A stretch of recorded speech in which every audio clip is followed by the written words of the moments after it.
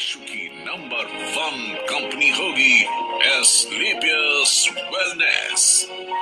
आप लोगों को ये बता दूं कि संजीव कुमार एक ऐसे शख्सियत है जो हर्बल प्रोडक्ट्स की दुनिया में एक क्रांति लेकर आए हैं और इन प्रोडक्ट्स को घर घर में पहुंचाना चाहते हैं। संजीव जी आपसे बहुत सारी बातें करेंगे।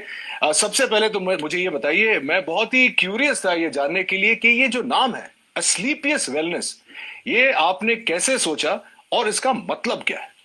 एस्क्लेपियस वेलनेस का मतलब है sir god of medicine. God of medicine? जी जी, ये ग्रीक के भगवान थे। अच्छा। तो जब मैंने सोचा कि मुझे ये काम करना है वेलनेस इंडस्ट्री में, तो वेलनेस इंडस्ट्री में हर्बल प्रोडक्ट्स के माध्यम से लोग ठीक होते हैं, आराम होता है, तो बस थोड़ा ऐसे लगा कि ये नाम बेहतर रहेगा, बेस्ट रहेगा। एस्क्लेपियस, क्योंकि मैंने वैसे तो पढ़ा लिखा हूं लेकिन ये शब्द मैंने भी नहीं सुना था। जब आपने शुरुआत की तो जाहिर सी बात है कि आपके आगे पीछे कोई गॉडफादर नहीं था, कोई मदद शायद नहीं मिली हो, तो आज आप इस मुकाम पर पहुंचे हैं। शुरुआत कैसे हुई? शुरुआत हुई कि मेरे फादर साहब बीमार हो गए थे, तो उन्हें टीबी हो गया था। तो टीबी होने के बाद उनके फेफड़ों में पानी भर गया था। तो पानी, जब डॉक्टर ने कहा कि पानी निकालना पड़ेगा, फिर 9 महीने का उन्हें मेडिसिन दिया गया। तो टीबी की जो मेडिसिन है ना, काफी हैवी होती है, तो बॉडी काफी वीक हो जाती है टीबी की मेडिसिन लेने से। इम्यूनिटी भी कम हो जाती है। जी, इम्यूनिटी भी कम हो जाती है। तो मेरे किसी दोस्त ने कहा, अरे एक हर्बल प्रोडक्ट तू यूज कर, क्या पता तेरे पापा जल्दी रिकवर हो जाए। तो मेरे पापा सिर्फ 3 महीने में रिकवर हो गए। वहां से मुझे सोच आई। संजीव जी, जब भी हम लोग कोई नई चीज, कोई नया बिजनेस, कुछ भी नया शुरू करते हैं, तो जो हमारे सबसे करीबी होते हैं, जो दोस्त होते हैं, खासकर जब आप छलांग लगाते हैं, तो लोग सोचते हैं कि अरे यार ये तुझसे नहीं होगा, इतना बड़ा क्यों सोच रहा है। आई एम श्योर कि आपके साथ भी शुरुआत में ऐसा हुआ होगा। कुछ बताना चाहेंगे आपके शुरुआती दौर के बारे में? हाँ, जब इंसान सर अपनी मतलब जो उसके एसेट्स हैं, या जो उसकी नॉलेज है, या उसका टैलेंट है, या उसका बैकग्राउंड है, उसके अनुसार अगर सोचता है, तो सब लोग कहते हैं कि हाँ ये हो सकता है। लेकिन अगर कुछ इंसान बड़ा सोच लेता है अपनी सोच से, तो सभी लोग रोकते हैं, टोकते हैं, और उन्हें लगता नहीं है कि भाई इतना पढ़ा लिखा भी नहीं है, इतना टैलेंटेड भी नहीं है, इसके पीछे इतना बैकग्राउंड भी नहीं है, तो शायद ये नहीं कर पाएगा। तो होता ही है सर। वो तो मैं कहता हूँ कि अपने ही टोकते हैं, बाहर वाले अपने ही टोकते हैं। हाँ, बाहर वाले तो इंतजार करते हैं कि देखते हैं क्या करेंगे क्या करेंगे, लेकिन अपने ही टोकते हैं। आपके साथ ऐसा कुछ हुआ था जब? मेरे तो मदर फादर को बिलीव नहीं था कि मैं कुछ कर पाऊंगा। एक सवाल जो जहन में आ रहा है कि आपने खुद ही कहा कि आपका बैकग्राउंड ये नहीं था, तो आपने एस्क्लेपियस वेलनेस खोलने की सोची कैसे और कब? सर, मैं हमेशा से सोचता था लाइफ में, मैं पहले जॉब में था तो सोचता था कोई अच्छा बिजनेस करना है। जी। तो जब मैं बिजनेस के बारे में सोचता था, तो एक थॉट हमेशा आती थी कि यार बिजनेस करने के बाद गालियां बहुत मिलती हैं, बिजनेसमैन को लोग पसंद नहीं करते। उसके पीछे रीजन ये है कि लोगों की नीड होती है, वो सामान भी खरीद के लाते हैं, लेकिन फिर भी कहते हैं यार ये लालची है, इन लोगों ने ज्यादा पैसा ले लिया। तो मैंने कहा कोई ऐसी इंडस्ट्री चुनूं, कुछ ऐसा सोचूं कि मैं लोगों से पैसे भी कमा लूं और लोग भी पैसे कमा ले, लेकिन जो प्रोडक्ट मैं उन्हें दूं उसके बाद मुझे ना मतलब डिग्रेड ना करे, और कहें यार मजा आ गया आपके प्रोडक्ट को लेके, और प्रॉफिट भी मिल जाए और लोगों की दुआएं भी मिल जाए।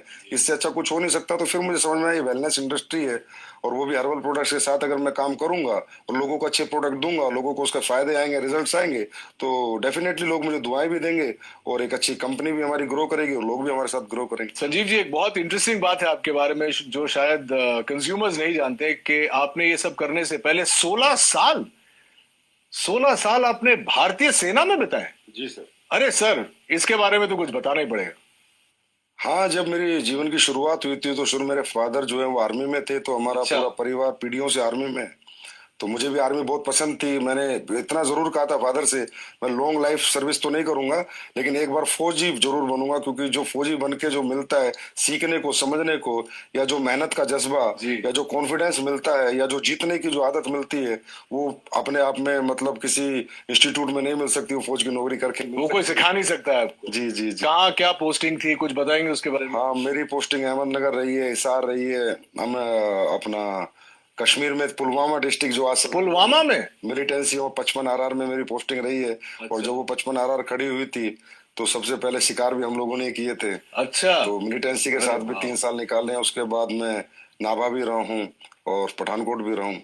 दोस्तों, मैं आपको ये भी बताऊं कि संजीव जी का जो बिजनेस मॉडल है वो उन सिद्धांतों पर आधारित है जहां लोग अपनी शर्तों पर आर्थिक स्वतंत्रता का जीवन बिता सकते हैं। लेकिन शुरुआत में ऐसा नहीं था। लोगों के मन में कहीं ना कहीं ये नेटवर्किंग इंडस्ट्री को लेकर बहुत सारे नेगेटिव विचार थे। चलिए जानते हैं कि इसका कारण क्या था, Sanjeev ji. Sir direct selling जो इंडस्ट्री है ये बहुत ही इथिकल है और इसका नेचर ऑफ वर्क भी बहुत ब्यूटीफुल है। यहाँ कोई भी आदमी अपना भविष्य बना सकता है, लेकिन ये मॉडल ऐसा है कि इसमें ग्रोथ भी अच्छी आती है, समय से आती है और कोई भी व्यक्ति ग्रोथ कर लेता है और ये प्रॉफिटेबिलिटी भी इसमें अच्छी है, इंडिविजुअल के लिए भी और कंपनीज के लिए भी। तो इस मॉडल को कॉपी करके कुछ लोगों ने ये वे ऑफ वर्किंग कॉपी करके कुछ गलत कंपनियां मार्केट में आती हैं। जो होती हैं 200 रुपए दो, 400 रुपए देंगे या आप 1,00,000 रुपए दे दो तो महीने के 3-3 हजार की सैलरी देंगे। सैलरी बेस्ड कंपनियां, मनी रोटेशन कंपनियां कहते हैं, चिट फंड कंपनियां कहते हैं। तो ऐसी बहुत सी कंपनियां इन डायरेक्ट सेलिंग मॉडल की आड़ में आके और मार्केट को गंदा कर जाती हैं।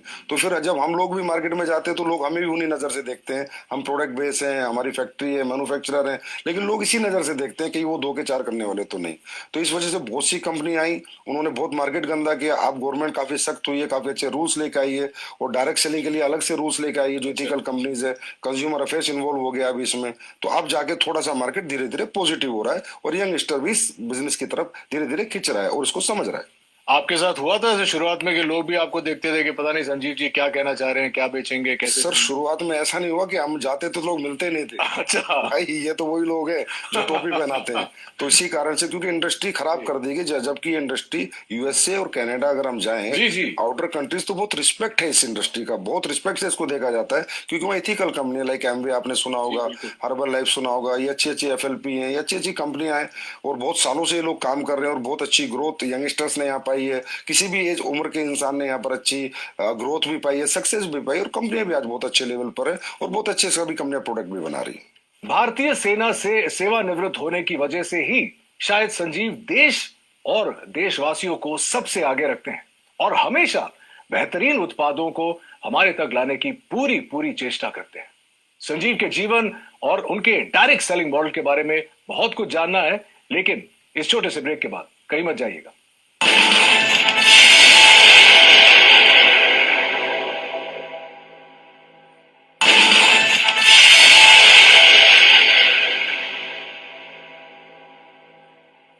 तो ये तो अच्छी बात है संजीव जी। तो ये बताइए हमारे ऑडियंस को कि इस वक्त आप किसी प्रोडक्ट पे काम कर रहे हैं या किसी प्रोजेक्ट पे काम कर रहे हैं। आपने मुझे अभी बताया कि आप कुछ लॉन्च करने वाले हैं, आप बताना चाहेंगे हमारे व्यूअर्स को? हाँ सर, प्रोडक्ट पे हम बहुत काम कर रहे हैं। अभी सप्लीमेंट्स पे हम काम कर रहे हैं, जैसे हर्बल पे हमने बहुत काम किया है, हर्बल पे भी काम कर रहे हैं। कुछ एडवांस लेके आ रहे हैं, कुछ एडवांस हर्बल प्रोडक्ट, कुछ एडवांस फूड सप्लीमेंट्स जो कि लोगों की हेल्थ के लिए अच्छे रहें, लोगों की वेलनेस के लिए अच्छे रहें।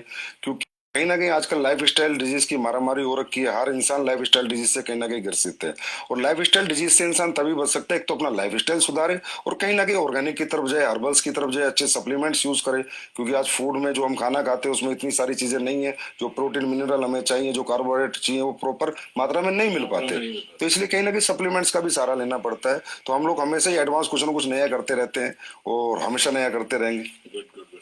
हाँ, एक और इंटरेस्टिंग क्वेश्चन है, क्योंकि आप क्वालिटी की बात कर रहे हैं।